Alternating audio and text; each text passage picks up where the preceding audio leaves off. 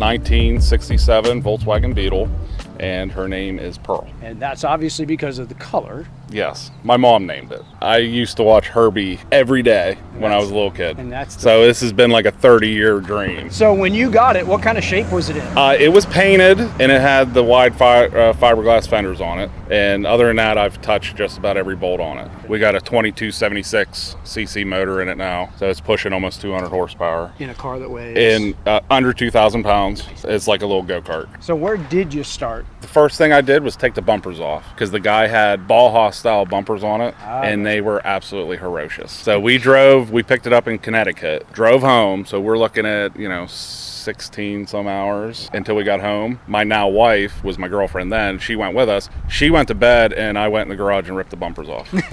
You said you're a big Love Bug fan. You Yes. watch it every day. Why didn't you do what most people think that you should have done? Everybody has done it. There are Herbie stickers on the back. Pay homage. Yeah, I got the 53, and then the sticker on the left-hand side is from the second movie when he went to Monte Carlo. So what was your inspiration for doing it this way? This is sort of like Cali style, right? Yes, Sort of yes. I've always wanted, for years, I knew exactly what I wanted. I wanted it slammed, I wanted the wide fenders, and I wanted the big motor. So then that just kind of snowballed into the 6-point roll bar with the racing seat, the racing wood grain steering wheel with the short throw MP shifter. When you want to make a Herbie the Love Bug, everybody makes parts for that because everybody does it. If you want to make a Baja Bug, everybody makes parts for it. If you want a Cali Bug, is that as easy to find, or is it out in California, there's a lot of companies that make the fenders and the rims, and so it's mostly bolt-on stuff that you pretty much. A lot of the stuff you had to jerry rig to get them to fit. The front headlights are from an earlier 60s Bug. I just like them better. They're like recessed in. The 67 should have been flush. So Pearl. Arctic Crystal Pearl White. So in the sunlight, it has like a silverish hue to it. It changes. Wheels? There's center lines. The front ones weigh 10 pounds and the back ones weigh 12. They were just aluminum with a clear coat. You couldn't get them clean. They were like stained. So I shipped them off and had them powder coated. Oh, nice. And then I worked at a metal fab shop. So like in the center of the rims where the Volkswagen logos are, the fender guards on the back fenders, because they make fender guards, but not for the wide fenders. So I went into work with a cardboard cutout and said, cut it. So a lot of all the stainless steel work I did. Tell me about the roll cage. It was built for a Bug. I built it in my kitchen. My wife was asking me, how long is this roll cage going to be in my kitchen? I told her just sweep around it. It was a pain to get it in there with the interior in it. I don't recommend that. But it's in and it's not coming back out. They give you like a starter kit almost. Yeah, you just cut it to size and put it in. It's a 2276 built for racing. Everything in it's top of the line. Dual port, twin carb, 44 millimeter Delardos. They're vintage. They're like the holy grail of Volkswagen carburetors. When you talk to a Volkswagen guy, they say, where did you get them? And the next question is, how much did you pay for them? So we're not going to say how much I paid for them.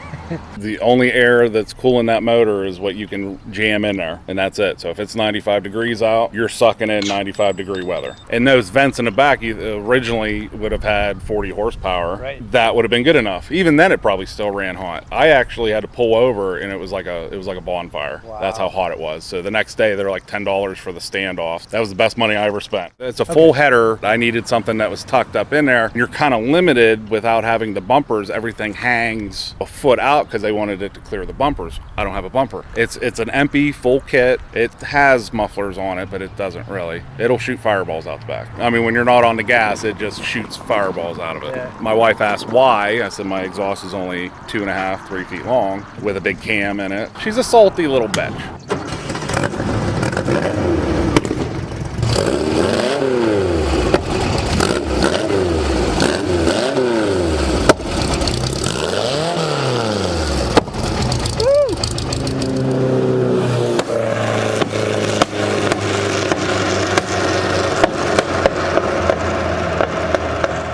I could go race it, but to do that, I'd have to redo the transmission, and then that would ruin the actual drivability of it. Right now, 70 miles an hour on the highway is her happy spot. She purrs like a little kitty, pulling 34 on the tack, which gives you plenty of power to pass somebody, plenty of power to go up any which way I have to go is up over a mountain.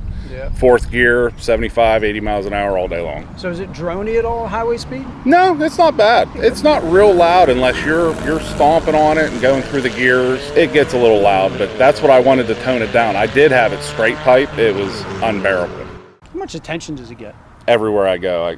I went to go buy that fire extinguisher. That was a 4-hour trip because all the auto places didn't have them. So I stopped at the first one, guy stops, talks to me. Stopped at the second one, then I had a guy pull in behind me and park me in just to talk to me about the car. Then I finally get to Walmart's where I finally got it. Guy stops me with his son and I was like, I'm over it. I just want a fire extinguisher. I want to go home. So I finally get home. The wife's like, where in the hell have you been? I was like, I don't even want to talk about it. Doing interviews. The 2 front seats are DNA racing seats. The 14-inch wood grain steering wheel.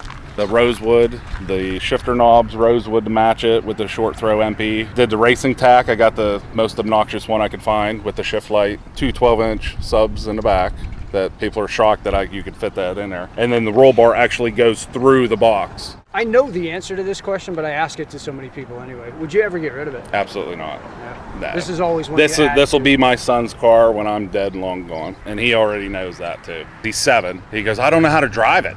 I go, you will.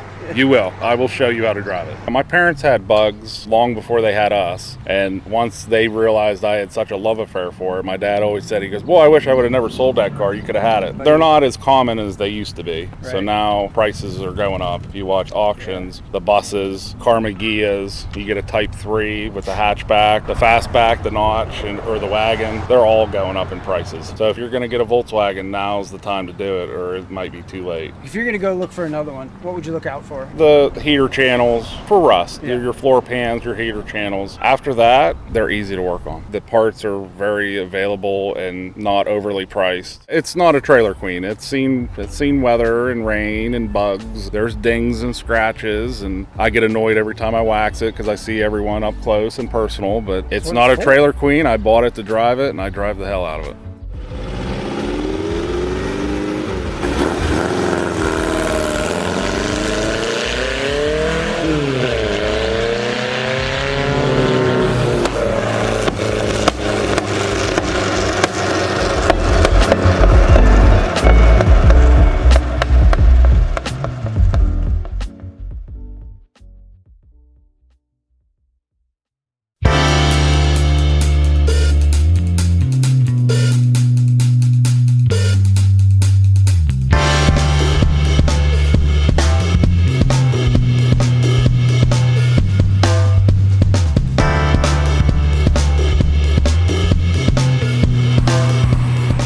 So this is a 1968 Porsche 912, no particular trim level. They made these from 65 to 69, and then they made the 912E in 1976. What was the difference? The 912E was fuel injected. So they changed the body styles in 76, obviously with the Department of Transportation and all that. So those cars would have impact bumpers, where these cars do not. These cars are considered the short wheelbase cars, the 65s to 69s. Narrow body, short wheelbase. They are just under 1,600 pounds. And it's got a flat four-cylinder in it, 1.6 liter, right at 102 horsepower. You know, it's not a lot of horsepower, but it's also, you know, a 1,580 pound car, and it's rear engine, rear wheel drive, and it handles like a go-kart. What is the difference if the uninitiated look at this and say, well, it's a 911? Mm-hmm. What are the major differences between the 912 and the 911? There are zero differences. So if you were to look at a 1968 911, it is identical to this in every way until you lift the engine. The 6-cylinder that's in that instead of the 4-cylinder that's in this. They built the Porsche 356.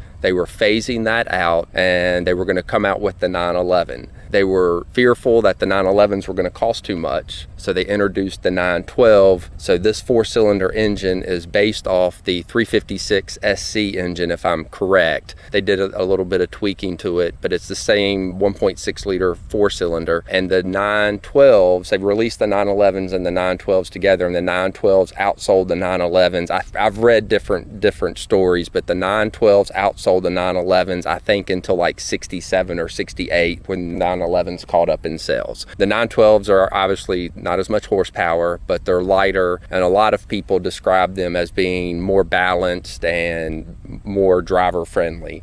I've never driven an early 911, so I can't speak to that from personal experience. I'd like to have both, but obviously the 912s are a lot of fun. They're a great driving car. Like I said, they're identical in every way to the early 911s. I mean, the only way you'd know the difference from the outside is You know, the 911 would have 911 on the back, and the 912 has 912. How long have you had it?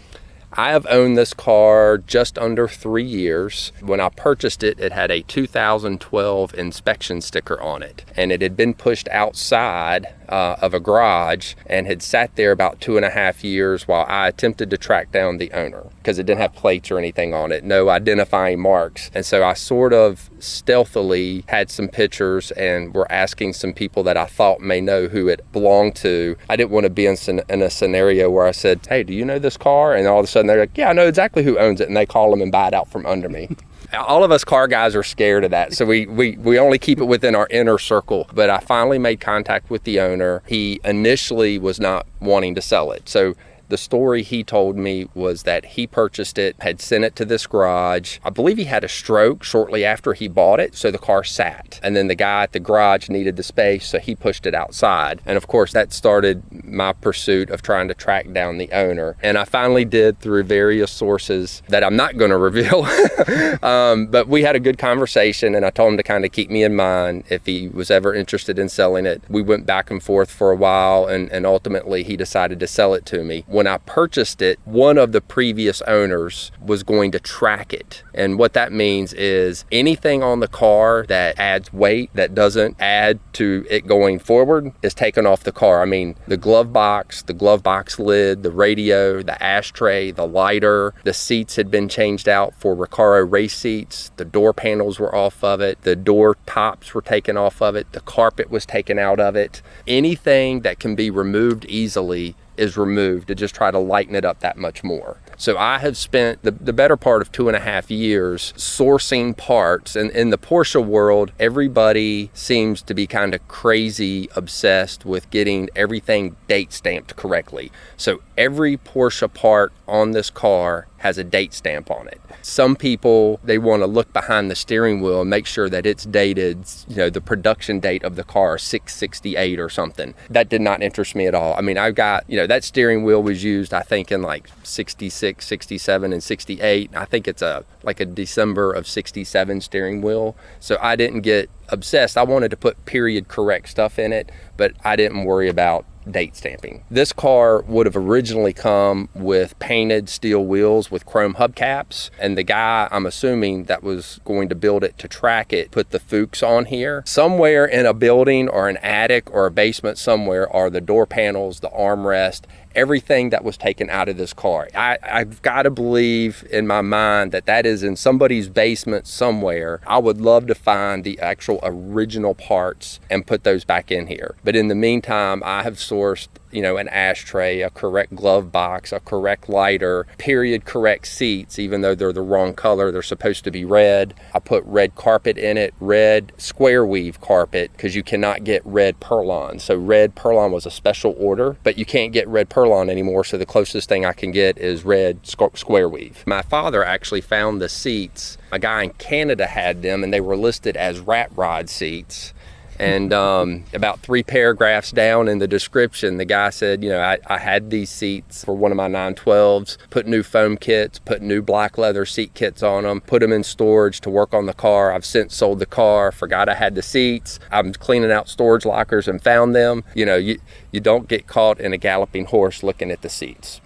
The paint color is called slate gray, and obviously it came with red interior. The paint looked like a chalkboard. I guess from sitting outside and getting weathered, it was white. I mean, it looked like an old chalkboard at an elementary school. Yeah. It was that faded and that dull. My dad kind of worked his magic with some compound and worked and worked and worked. What you see today is how it turned out. You know, if you look at the paint and you want to nitpick it, the paint's oxidized. There's places where it's chipped. There's places where it's cracked. But, you know, I've got a couple of restored cars, and they're almost impossible to enjoy because you're worried about where you park it, rock chips, what somebody else is going to do to it. And this car is just fun because it is perfect driver quality condition. And that's what I do. I drive this car. You know, I've got the 2 Land Rovers, the 2 Triumphs, and I drive this car far more than all of those combined annually. Everything about it, I mean, it shifts better, it drives better, it steers better, it stops better, it accelerates better,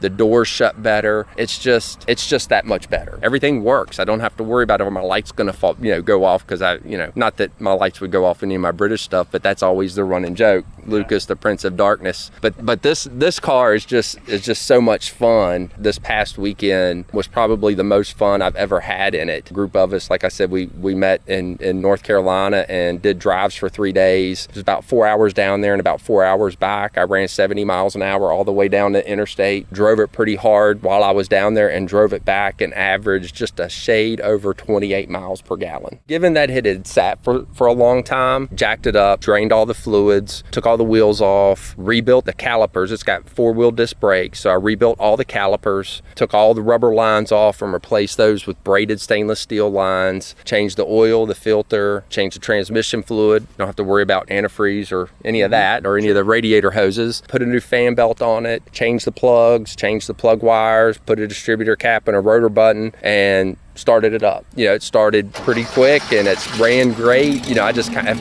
fine-tuned it from there. When I bought this car, one of the previous owners, assuming that was the guy that was going to track it, had put an MSD distributor in it, MSD box, and a tach adapter to convert it over to electronic ignition. And that ran great and it did fine. It just always bugged me when I looked in the engine compartment and saw those big boxes, bolted to the side. I just recently took those off and installed a correct distributor, correct coil, and all that before my last trip. It performed flawlessly. None of my cars are garage queens. I mean, even the ones that I've completely restored from the frame up, they're meant to be driven. I don't have these sitting in a garage preserving them for anybody else. I think if you're going to be a good caretaker, you drive them, you enjoy them, you use them, and you pass them on to the next person when that time comes. And hopefully I'll take good enough care of it and it'll continue to have a life of its own long after I'm gone. I know you own several cars. Yes. Is this one, since this is the one where I said bring your favorite, right? And you showed up with this one,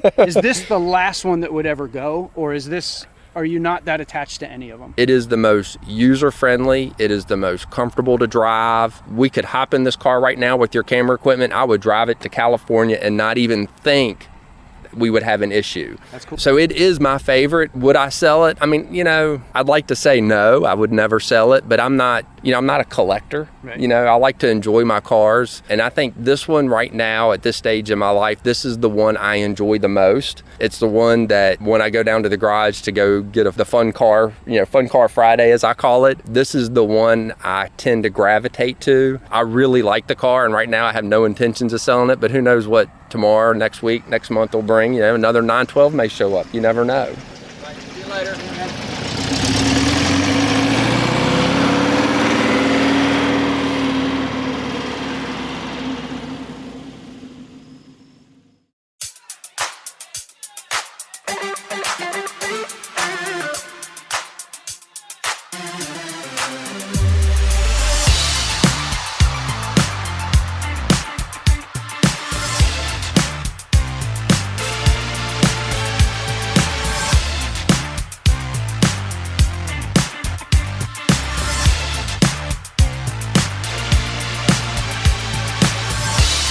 '99 VW New Beetle, first gen, the bubble top is what we call it now. They introduced them in fall '98, '99. They officially came out to dealers. I snagged this in March of '99. So you bought it right off the showroom? Yep, it was like newer than new. So this is 21 years old. Yes. I did math there real quick. My first actual car I bought myself. I just graduated college, started my first job. When they came out, I said, I want a new Beetle. I'm going to get one. And now, did you have any plans to do this No. with it? So you basically just No. wanted it because you liked the car to begin with? Yes, correct. And Actually, then it turned into a project? Yes. I bought it as a new car, new Beetle. I wanted it so bad. I got it. I drove it for a year and a half as my daily driver. It saw one winter in the beginning. When the first Fast and Furious movie came out, that's when everything exploded. My one buddy I graduated college with, he had a Dodge Neon. He got his first performance part, while I had the Beetle, did my first performance. And it just, one thing led to another, and it just exploded from there. Was it hard early on, since this was like the first reissue, was it hard to find aftermarket parts for it? Yes, it really was. What'd you do first? First thing was a full body kit. There's actually 3 body kits that I had on this car before choosing the right one that I liked. The very first one was the Wings West body kit. And basically all it was just like a lip kit.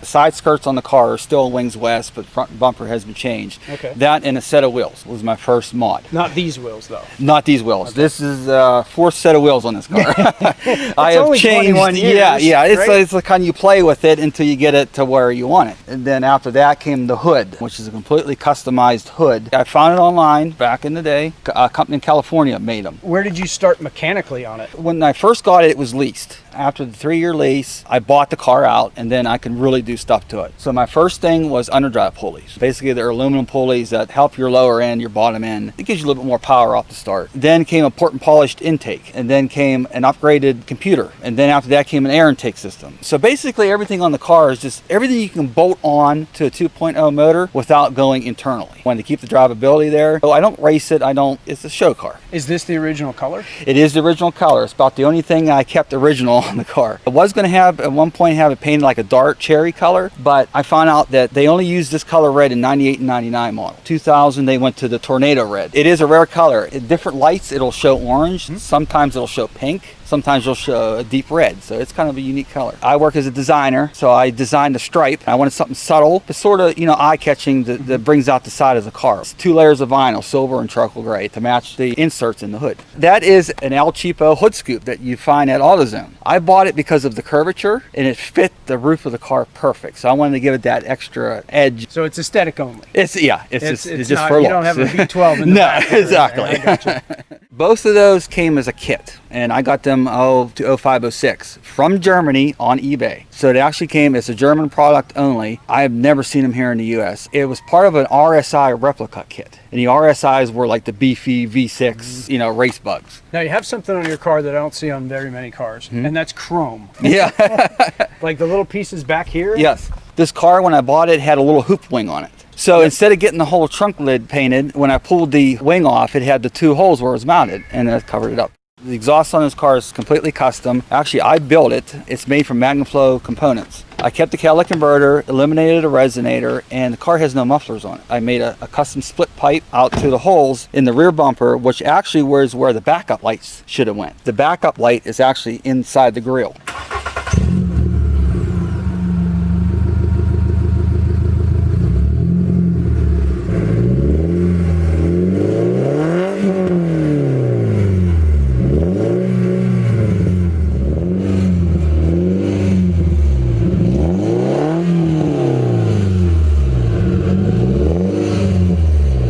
Are they stock mirrors? Yes, okay. The stock side mirrors on there. It's very hard to change those because they're actually integrated with the door, where it's actually the top door hinge. That's right. So when you open the door, it swings with it. I upgraded, obviously, headlights, tail lights to the Euro style, chrome style, also with the turn signals or the Euro style clear. And of course, the bulbs inside are the right colors. Fronts are orange and the rears are red. Tell me about the wheels. On it right now are an HD, called a Singow wheel, S-I-N-G-O-W. Like I said, my 4th set of wheels on the car. I went from 16-inch to 17-inch, had 2 17-inch style wheels, and then finally I went to the 18-inch wheel. When I saw these, I instantly fell in love because I always liked the 3-spoke style. Upgraded brakes. I kept the stock calipers, but it's got the better brake pads in it with the slotted rotors on it. I put caliper covers over the calipers just for a cleaner look. What have you done suspension-wise on it? Suspension-wise, it's got I-box springs, lowered 1.5 inches all the way around. It's got the full new speed sway bars front and rear. They tighten everything up, stiffen. I mean, this car will corner at 90 mile an hour, not even a school tire. What can I say about the interior? Well, I noticed there's a big balloon inflator in there. What's that all about?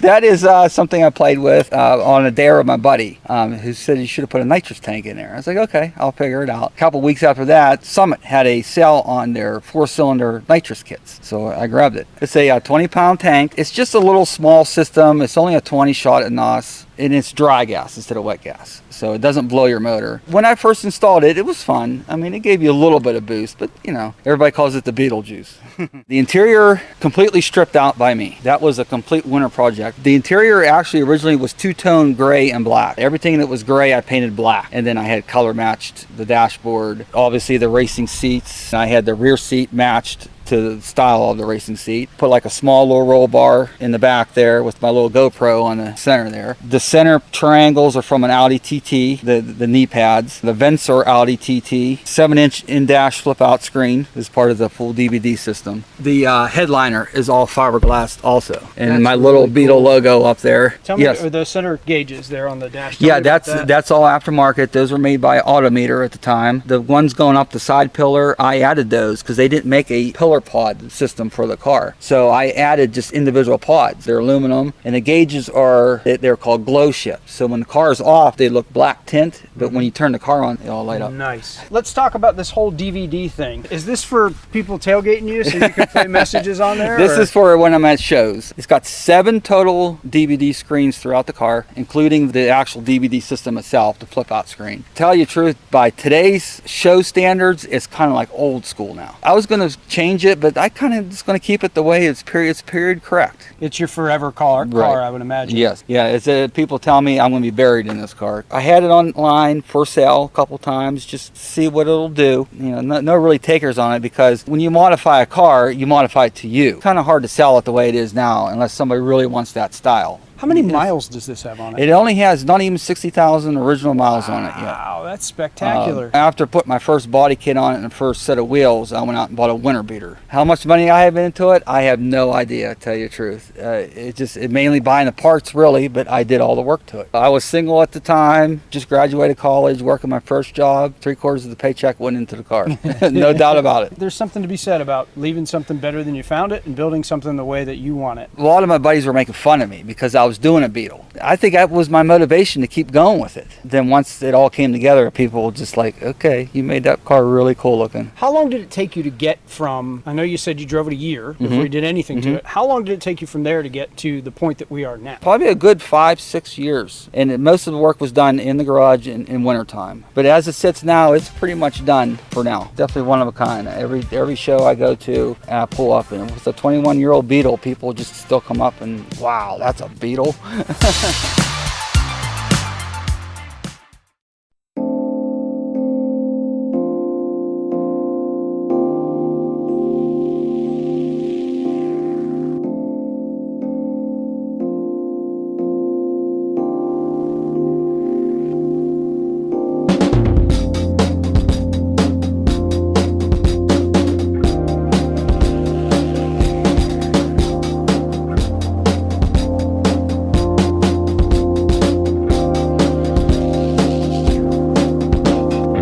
It's a 2012 Volkswagen GTI, so it's the Mark 6 generation. This edition is actually the Autobahn edition. What's different about the Autobahn and just the standard S, right? There's a GTI S version. Yeah, so the Autobahn actually pretty much came with practically every option you could get in 2012. So they came with leather seats, they came with navigation, the upgraded audio system, so it has Dyna audio, and then it also has the upgraded headlights on the front. So those are the main differences. So how long have you had it? So I've had the car since 2014. It was right out of school. I picked it up, get me to some of the entry-level jobs and stuff like that, and get me around, you know, just as a daily driver pretty much. And I've been daily driving it up until pretty much last year. About 68,000 miles on it right Still now. low. So considering that it was driven since 2014 daily, it's relatively low mileage. So I try not to put too many miles on it. Interestingly enough, it was probably out the first 2 to 3 years that I had the car. I didn't really do anything to it right out of the gate. I just kind of started slow. I think the first thing I put on it was an air intake, and I didn't even get it tuned at that point in time. So it was really just an air intake just to hear some sounds. Make some cool noises. Yeah, at the time it was a USP Motorsports intake that I had on there, and I ended up replacing that last year. That was the first actual mod that I did to the car. Then it just cascaded out of control. Then it pretty much started cascading out of control. The way we like it, though. So really a lot of the heavy mods started about 3 years ago, I would say, 2 to 3 years ago. So I think the first thing I actually did after the intake was I ended up getting a tune on it. So I went with APR Motorsports. They offer all kinds of tunes, everything from stage 1 up to a stage 3 level. And the stage 1 really only requires an intake on these. I just went with the stage 1 for a little while to get that started, and then, you know, with the stage 1, these cars do start having some problems, so you have to start replacing coil packs and spark plugs and things like that, and I had some of those issues to deal with at first. And then the fuel injectors went on it, so I had to replace 2 fuel injectors. Thankfully those were covered under Volkswagen's extended warranty on that. Then shortly after I got all those things taken care of, I got a full exhaust, an integrated engineering downpipe, a custom catback from Misfit Auto Works. Is that what's still on it? Yep, that's what's on it now, yeah.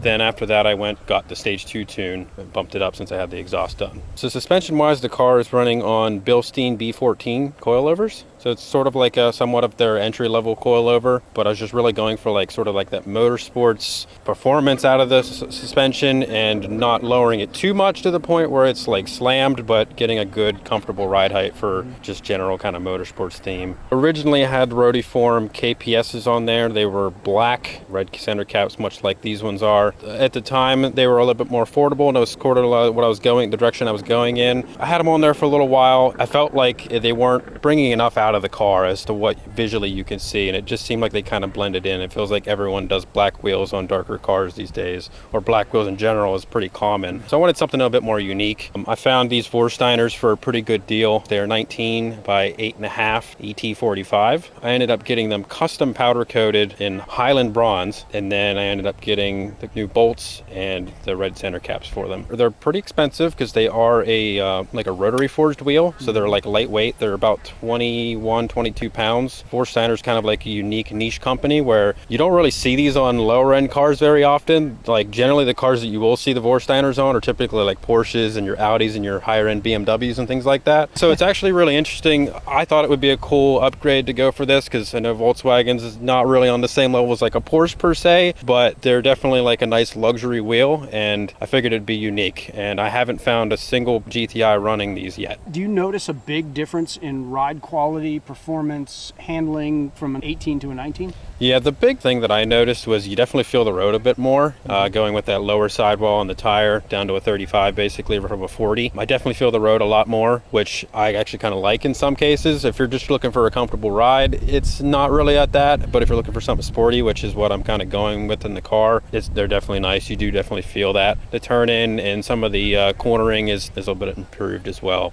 Not as much sidewall roll and things like that. Let's go under the hood a little bit here. With the tune that you did, which is now your APR Stage 2, have you had it dynoed or anything, or do you have a ballpark idea? Yeah, so I just have a ballpark idea of what APR says the car should put out. To the wheels, to the front wheels, basically the car should be putting out around 254 horsepower and around 328 foot-pounds of torque. It's a relatively lighter car, power to weight ratio. It's a fun car to drive for sure. Carbon fiber rear spoiler on the back that I got. I have some smoke side markers on the front. Oh, nice. Yeah, they look good. Carbon chin lip spoiler on the front that kind of goes into that space in the front grille.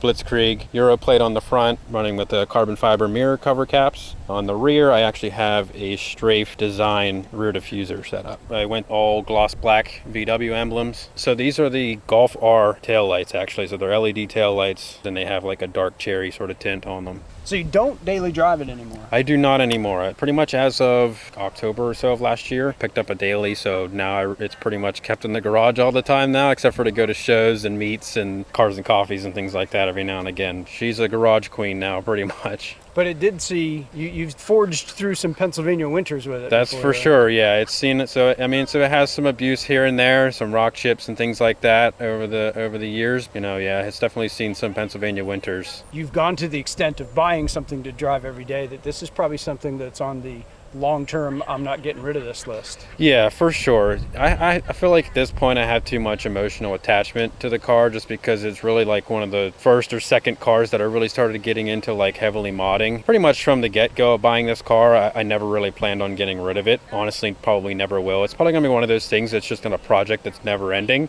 I may move on and get a different car as my other fun car or something in the future, but I'm probably always going to keep this, and at some point it might just turn into some like Frankenstein monster monster of a car. You never know. I might go big turbo and do all kinds of crazy things to it. Who knows? I'm a huge Volkswagen, Audi, Porsche fan. The whole Volkswagen family is pretty much, my main interest in cars. Really, when I bought this, was just looking for something that was relatively new and, like you said, practical, able to do a lot of things with it. It's still fun to drive, gets good gas mileage, those sort of things. It sort of ticks all those boxes for for a car like this, and that was something that was really important to me at the time. Is there a story behind Blitzkrieg? Not too much of a story, really. When I actually bought this car, it actually had a front plate because it was an out-of-state car.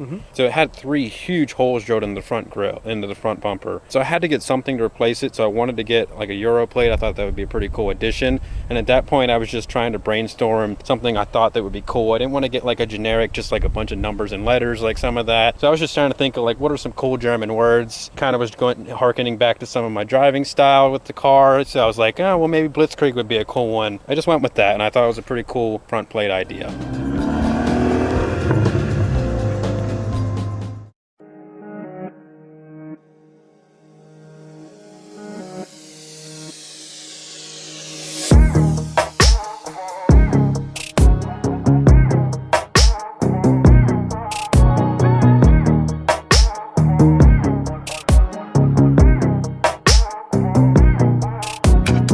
It's a 2013 Mark 6 GTI 6-speed. How long have you had it? Maybe a year and a half now. It wasn't modded when you got it. It was stock, 100%. Where'd you start? My friend sent me a link to it for a downpipe, and that week that I had the car, I had already ordered a downpipe for it. The downpipe was first, intake was next, which is the engine, short ram at first. It had still the stock pipe and all that stuff, and it was just kind of ugly. Eventually, I ended up buying, I think it's a Spolin rear intake pipe, so I didn't want to buy the whole entire intake. I was trying to just like all budget and cheap. That thing was maybe $180. That's the stratified extra fuel kit. So basically it adds an extra injector into the throttle pipe there, and it all goes off of like boost pressure pretty much is when it starts spraying that. When I went KO4, my tuner was saying that I was running out of fuel at the top of like 4th gear and stuff like that, and he said there was a few ways I could go, is change a low pressure fuel pump or meth kit, or I could do their extra fuel kit. So I just went with their extra fuel kit since I'm doing everything pretty much through stratified. So I guess we got to back up a little bit and talk about that KO4 first. Honestly, it was just posted up on a Facebook marketplace saying it was KO4 turbo. It came off of a 13 GTI, so I was like, well, that's perfect. Drove the Ohio and got it.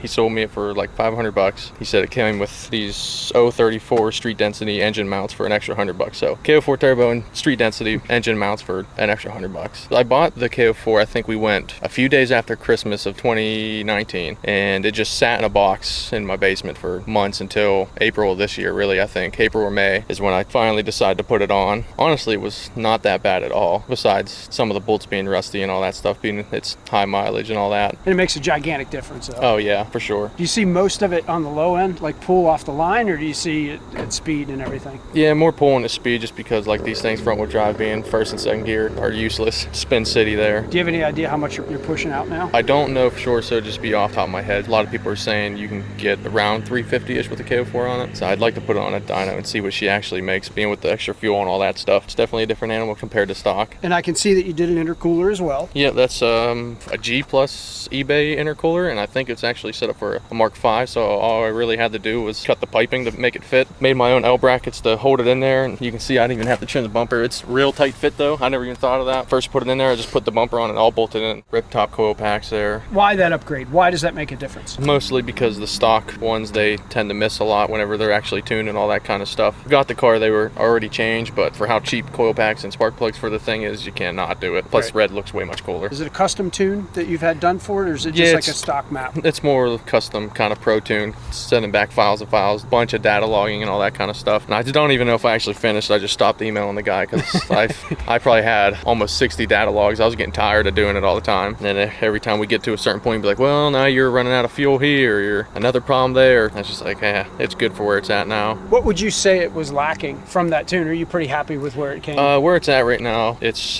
pretty good now, like I said, with this extra fuel stuff. So that was the main factor there. I want to max out this turbo completely, which I'm pretty sure I'm pretty darn close to it. Raceland Primo coilovers, and the rear's lowered all the way. The front's up higher, as you can see, because it was ruining my fenders there.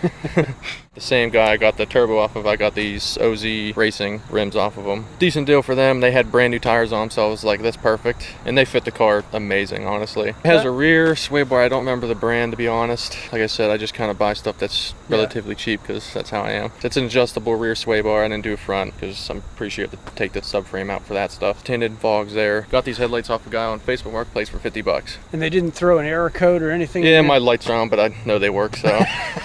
I see you smoked out the side markers. Yeah, that was actually probably the last thing I actually did too. The other ones are orange. Just threw the whole car off completely. Golf R style tail lights there, the sequential turn signals and all that stuff, LED. Added a very nice touch to it. And then I got a rear wiper delete and the ECS carbon fiber extension wing kit, which I would not recommend using the stock 3M tape that comes with it. Because I'd put it on there and then I was like, all right, I'm gonna wash it, and like the hose hit and it just fell off. So I had to go buy an actual real good 3M tape. Is this your first Volkswagen? Third. Yeah. What'd you have before? The first Volkswagen I had was a 1996 or 97 Passat VR6. Real weird looking car. It had the VR6, so it was cool. And then after that, I had a 2000 Mark IV VR6 GTI. Why'd you pick this car? I wanted to get into a newer Volkswagen for sure, and I wasn't sure what I wanted. And I went ahead and looked at one before. I didn't know too much about the packages or really anything about them. I just wanted to get into one. And the Mark VI, you can get them relatively pretty cheap anymore if they're high mileage. Looked at one that was in Butler, and it had like 70-some thousand miles on it or something like that. I got in it, and like almost every light was lit up on the dash and stuff, and I was like, this is bogus. And it had some scratches and stuff in the paint and dents. Didn't like that one for some reason too much, and I found this one in Erie with 149,000 I think when I got it. I loved it, to be honest. Is this your daily most of the It time? was until I had gotten the Subaru Forester I drive now. This thing being straight piped, it's pretty loud, and neighbors probably won't like me starting it up every morning to go to work. It's more of a weekend warrior kind of thing. So your exhaust, essentially, you started with a downpipe, and now you're just straight through. Yep, all the way catless back. downpipe and straight pipe the whole way through. I had cut the stock muffler off and had ordered a Y pipe piece, and then just kind of built it myself to the back. And I had the stock tips just welded onto it, so it looked like it was a stock exhaust, but it wasn't.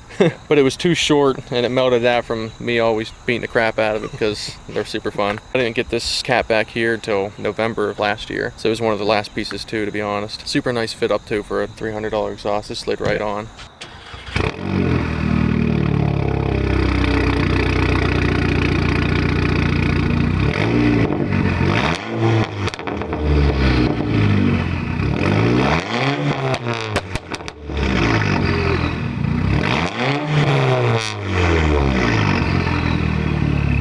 Stratified tune is through a Cobb access port. How easy is that? I mean, is that super simple and easy? Yeah. The reason I went with this is because it's super simple. Plus, you get your own little gauge pretty much to watch. You can watch 6 parameters, whatever you want to watch. You can switch tunes on the fly. Pretty much takes 5 minutes, if that.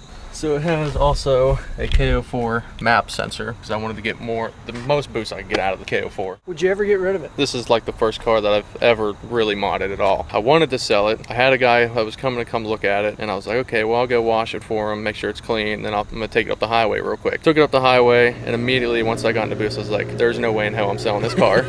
So yeah, I don't think I will ever get rid of this thing, to be honest.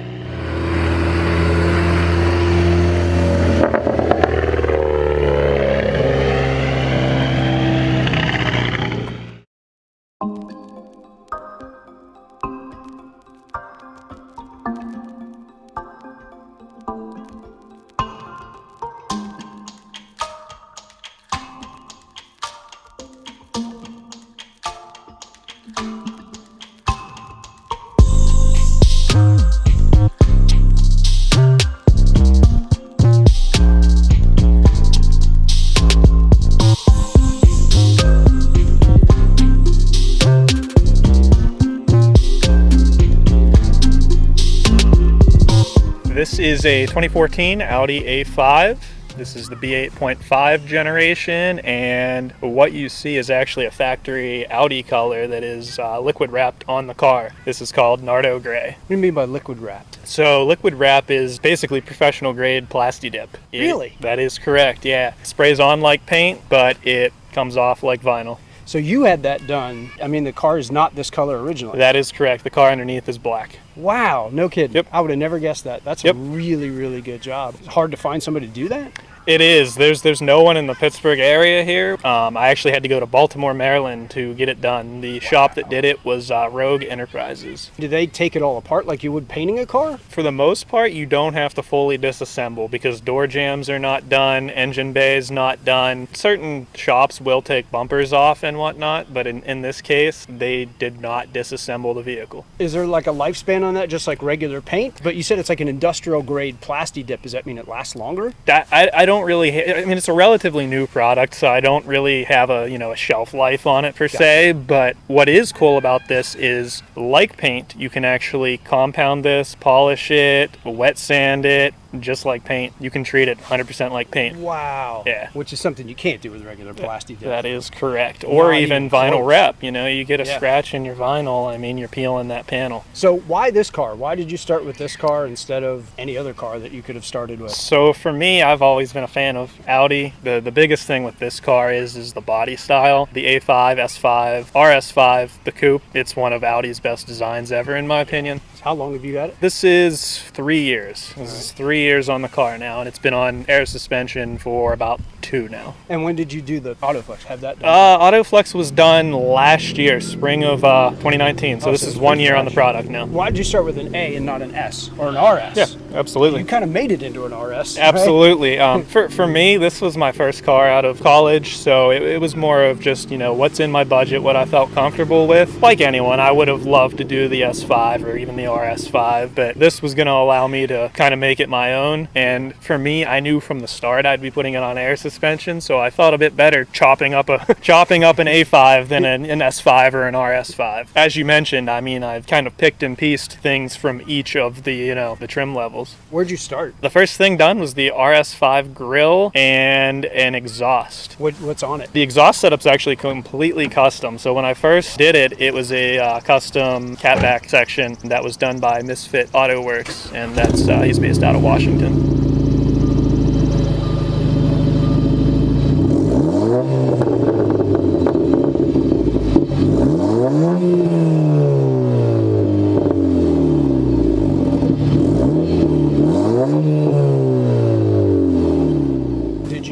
Different diffuser in the back. Another, tidbit about the car is that's actually an S5 bumper swapped onto the car. So when I originally had the exhaust, it was on the A5, and it was just a dual exit using the convertible diffuser because that allows for dual tips. Since then, it now has the S5 rear bumper. Yeah, it's a hodgepodge of everything. The front bumper is the RS bumper, the rear bumper is the S.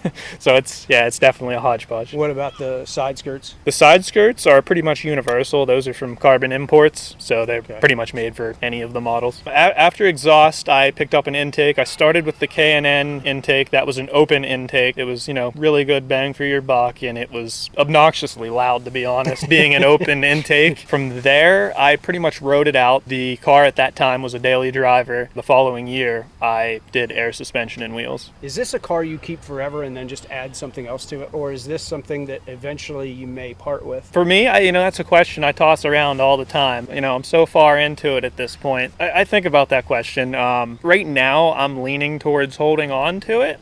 Kind of keep this as the show car, and I've definitely decided for the next build I'd like to, have the go fast car. This one is the look fast car. Yes. Yes. Tell me about the wheels. Yeah, the wheels are avant-garde. Those are 3-piece forged wheels. This is specifically the F111. The faces are brushed matte Grigio. I believe that's the pronunciation on the finish. We'll go with that. And then the lips are 4-inch polished. What's going to be funny is somebody's going to try to correct you in the comments. We might have to, add a subtitle on that one. I don't know the true pronunciation. It looks like gunmetal to me. The air system is pretty complicated. Is that pretty much custom, or is that all off-the-shelf parts, or a little bit of both? That is again, hodgepodge of parts. The system, as I say, management is running Airlift 3P. The struts and shocks, those are from Universal Air. It's their Solution series. Do you see many of them? It's an unusual car to modify. That's why I asked. So that's, again, it comes back to why I chose this. You see a lot of A4s, S4s in the area. A5 and S5, mean, in the Pittsburgh area, I really can't think of another one that's on air suspension, and there's really not many that are even modified. Honestly, the most common thing I see even out on the streets is the convertible version of this. The whole goal with this thing has been, to try to keep it relatively OEM spec with everything. For the uninitiated who are not Audi fans, what about the A5 struck you or surprised you when you got this car that you didn't expect out of it? There were two big things that actually two of them are kind of cons to the car. The car uses frameless windows, which have been a pain. The window regulators have not been friendly. The car's been in for service on those multiple times. And the second one is something interesting is this is a 6-speed manual. And with the 6-speed manual car versus the automatic supports E85 from factory due to the intake manifold and injectors and whatnot. The manual does not. When stock, that doesn't really matter too much, but once you tune it, you can't easily take advantage of that E85. So under the hood, tell me about the tunes. So the two that were pretty much the contenders for me were APR and integrated engineering. I ended up going with integrated engineering. What's interesting with integrated engineering is they actually send you the cable and everything to connect to your OBD port, and you are able to flash it with your laptop yourself. You just hook up a battery trickle charger to it and off you go. It's the stage 2 tune then. This isn't an off-the-shelf map at the end of the day. It's not a custom pro tune or anything. Do you have any idea what you're pushing horsepower-wise? About 305 horsepower and then about 350 foot-pound of torque. The brakes are actually stock size rotors and calipers. Those are R1 Concepts. Those are the E-line rotors. For me, sticking to the stock brake size, it actually allowed me to get a bigger lip size on the wheels. If I went to a big brake kit, I would have had to go to a significantly smaller lip size or a less concave wheel. I wanted to keep it at a functional ride height that I can drive the car. I'm not railing turns with it because the tires, I do have a bit of stretch on there. So at the end of the day, it's a nice drivable ride height. At my normal ride height, I have full steering lock. How many miles are on it? 77,000 on this car. So you've driven it. It's definitely been driven. At the end of the day, my personal interest is the blend of luxury and performance.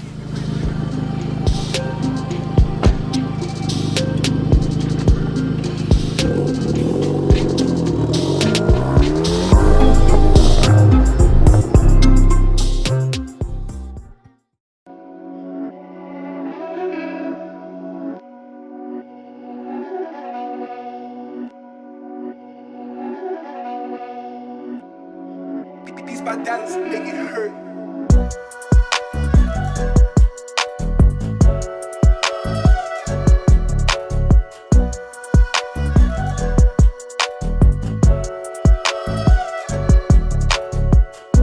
It's a 2014 Volkswagen Jetta Gli Edition 30 trim, which is basically their 30th anniversary edition of the GLI. What was different about that one? The real difference mainly with the regular Edition 30 is you get the nicer looking wheels, you get the fancy badges, and on the door seals it has Edition 30 plaque, and then all the trim covers on the inside are all done up in carbon fiber. Even some stitching on the seats, if you notice it, resembles like a carbon fiber look. Other than that, I mean, it's pretty much still the same everywhere else, just, some more upgraded pieces for looks and stuff like that. I've had it for about 2 years now. Originally, I actually bought this from Carvana. Whenever I was looking, at the time I had an 05 Cobalt SS, and I blew it up on my way to work. So I was in the process of looking. Luckily, I was on vacation too, so I had time. I needed to find something right now. I knew I wanted a Volkswagen. I wanted a GTI is what I wanted to buy originally, a Mark 7. And I found one on there, but it wasn't available for another 2 weeks. And I'm like, well, I can't do that. So I started scrolling through some more, and then I saw this, and I was like, ooh, okay. Looking over everything that it's saying about, and then I did some more research on it, and I was like, yeah, why not? I'll go with one of those. I love the car. It's fun. It's nice enough to where you can still mod it, but it's also comfy too with it being a sedan. The original paint is black. I got tired after 2 years of having black paint to where every time I'd come out of a car wash, I was literally dirty 2 seconds down the road. We did end up wrapping it. Cosmic Blue is what it's called. 3M wrap from Metro Restyling. Whenever I first bought it, I didn't really know what I wanted to do with it yet. I'm still, even 2 years down the road, a little iffy on what I want to do with it. I've done pretty much everything I can to it, unless I go big turbo, which is what I kind of want to do. Do you drive it year round? As of right now, yeah. I did have another daily but I ended up getting rid of it for another toy. The first thing I did on it was I got rid of the stock airbox. I went online, a CTS Turbo, and got a CTS Turbo cold air intake, the 3-inch one, and that was the very first thing I did. And then after that, I shopped probably for like a month and a half for an exhaust. I didn't know what I wanted to choose. They all have so many different sounds and stuff like that. I wanted to find the one that I wanted, and I was watching YouTube videos and everything for probably, like I said, a month and a half. And then I finally went with the AWE Tuning Track Edition exhaust. There's only one resonator on it, and then everything else is basically straight pipe, 2.5 inches, except the downpipe is a 3-inch catless downpipe from CTS Turbo also, which is I bought after the exhaust.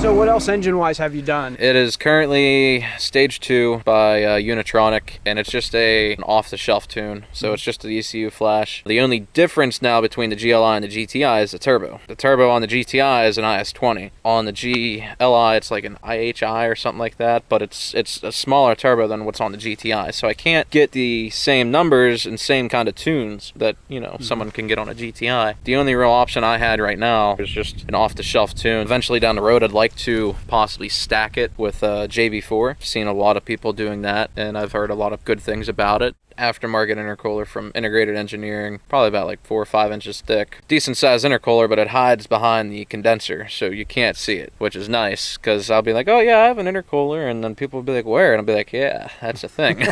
You don't see it, but I know it's there. It does have a DKM stage 2 clutch, grabs really nice. Go Fast Bits diverter valve plus, they call it. I got the red top coil packs and the newer step colder spark plugs for the tune. So it does make a significant difference. Did you notice the coil pack upgrade? It just seems like it's more smooth driving it, like the idle smooth. It runs smoother with the upgraded coil packs. It's sitting on Raceland coilovers. Nothing too fancy. I mean, I do want to eventually get a better set of coilovers, but at the time, I just wanted my car lower. A little cheaper, but I mean, it was like still $600 or something like that for the coilovers. How much below stock ride height are you? About 2 inches lower. You're not rubbing on everything, are you? A little bit? a little rub here and there. It's hard carrying passengers around, I will say. I also have wheel spacers on it too to give it that more flush look. Like I have 10 mil spacers on the back and 5 mil on the front. So I feel like if I took them out, yeah, I could probably run it even lower. Any like speed bump I go over with how my mud flaps are, because I bought the mud flaps before I even lowered the car. And I got the longer ones because I figured, you know, the car was still stock height then. And then I didn't feel like spending another $100 on getting just a shorter version. So I was like, you know what? We'll just rub those around. Why not? I mean, it adds character to it, you know. The wheels were originally brushed aluminum. We did paint the wheels. It's almost like a caramel color. It's not real gold, but it's not super bronze either, so it's like kind of right in the middle. I might want to get new wheels just because they are the stock wheels. Kind of want a lighter wheel on there. The only ones I've ever seen them on for the GLI was the Edition 30. They are a nice wheel though. I do like them a lot. And I did notice right after we got done wrapping the car, the amount of Subaru comments that I had. Like, I mean, like we had the wheels painted before we wrapped the car, so like the car was still black whenever we painted the wheels. I still think it goes pretty well. I mean, you do get them Subaru comments like, oh yeah, you're being a Subaru with your gold bronze wheels and your blue paint job with your Subaru blue paint job, and I'm like, all right. Yeah, I see what you mean. Sorry. Sorry, but unintentional, right? yeah, it wasn't intentionally what I was trying to do. The only interior stuff that I've done, I've upgraded the shift knob to a Black Forest Industry weighted shift knob. Got the new South Performance boost gauge and the vent. Changed the interior lights to red LEDs. Have you ever seen another Edition 30? Around here, no. As far as I know, I'm the only Edition 30 around this area. There's a couple other GLIs right over in this area that happened to show up after I bought mine, but we won't talk about that. Is this your first Volkswagen, or have you always been a Volkswagen fan? No, this is the second Volkswagen that I've had. 3-4 years ago, I had a Mark IV GTI, a 1.8T. Loved it, but it was a pile. It needed a lot of work done to it, but I loved the car. It was straight piped, sounded amazing. Didn't go fast whatsoever, but it was a fun car nonetheless. It sounded like you went fast. Oh yeah, it sounded like you went fast. It sounded like a fighter jet getting ready to take off with the turbo spool too, but it needed a lot of work done to it. It's a lot harder to find exactly something that you want for a GLI. And most of the reason why is just because there's not a whole lot of stuff out there for these. I mean, not a whole lot of people make a lot of stuff for them. I mean, ECS and Euro tuning, the whole thing with having that different turbo, basically. My goal is for this right now. Nothing, you know, super spectacular off the charts, but you see a 4-door sedan, like basically a family car like this, that not a whole lot of people build for power, and you're like, oh, okay, what's going on here? You know, what's this guy doing? It's just something different.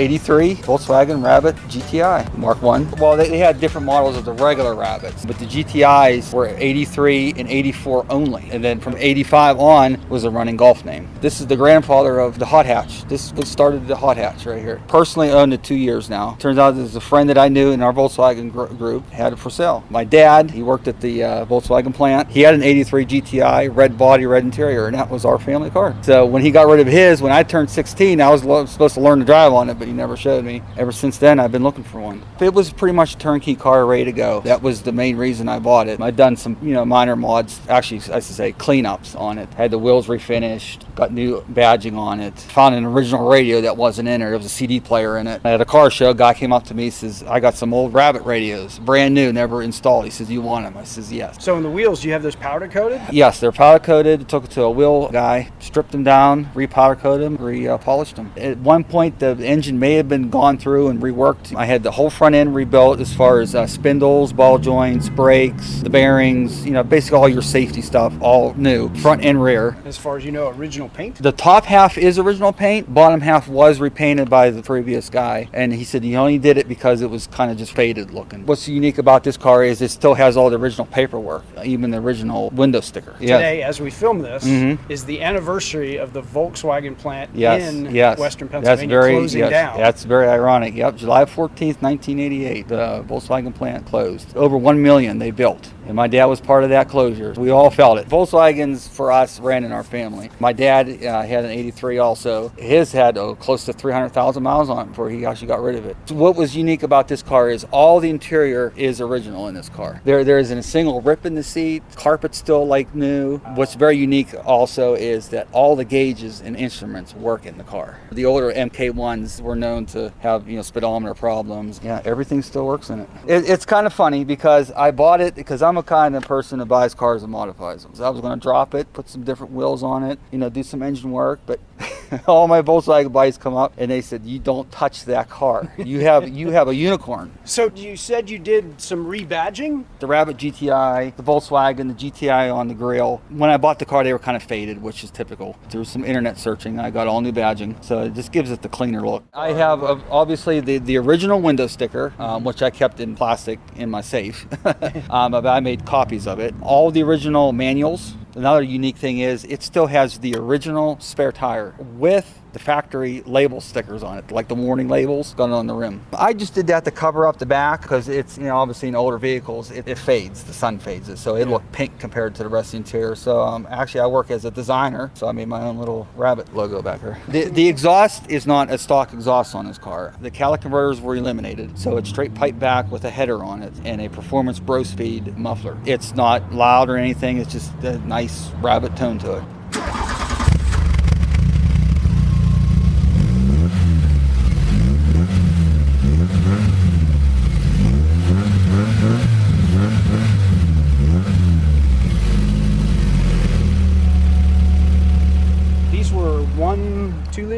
1.8. Well, yeah, right? these are the 1.8s, 4-cylinder, 90 horsepower. In this day's standard, that's like nothing. But it doesn't weigh anything. It doesn't weigh anything. The 5-speed transmissions, they real quick. Just keep it clean. Obviously, keep it maintained is the biggest thing. It's 37 years old, so you want to keep everything going on it. Is it hard to find parts? Yes and no. It depends on what you're looking for. Like drivetrain, engine, that kind of stuff? That stuff is actually pretty common. Have you seen another one in this condition around? I tell you what, in 20 years, I've been looking for one. No, that's what made me grab this one. Every one I went to look at or seen on the internet was falling apart or needed major work to it to get it going. When this came up for sale, I grabbed it. It was no questions asked. Does it still feel good on the highway? Yeah, she'll cruise 65, 75 mile an hour, no problem. Volkswagens are made for that. It has no power steering in it. When you're on the highway, it doesn't even feel it. It's kind of funny because my girlfriend, she's not really into cars and stuff. We go buy it. We pull up to his house and I said, there's my GTI, because he had to sit right in the driveway. She says, why are you buying that car? The GTIs came in with AC and a sunroof. This car was a non-AC car and a non-sunroof, which means whoever got this car had to order it that way. Not having that AC compressor on there frees up all that extra power. Now, I would imagine it's a summer car only. Yes, it's actually stored in a bubble. In a bubble. Car capsule. When it goes away from winter, it goes in the garage, back it in there and zip it up and blow it up, and she's all covered up for the winter. Everywhere I go is a car show. I go to the store and, they have a car show. The questions I get asked and everywhere I go is, where did you find a GTI in this condition? Pure luck. Yeah. Absolutely pure luck.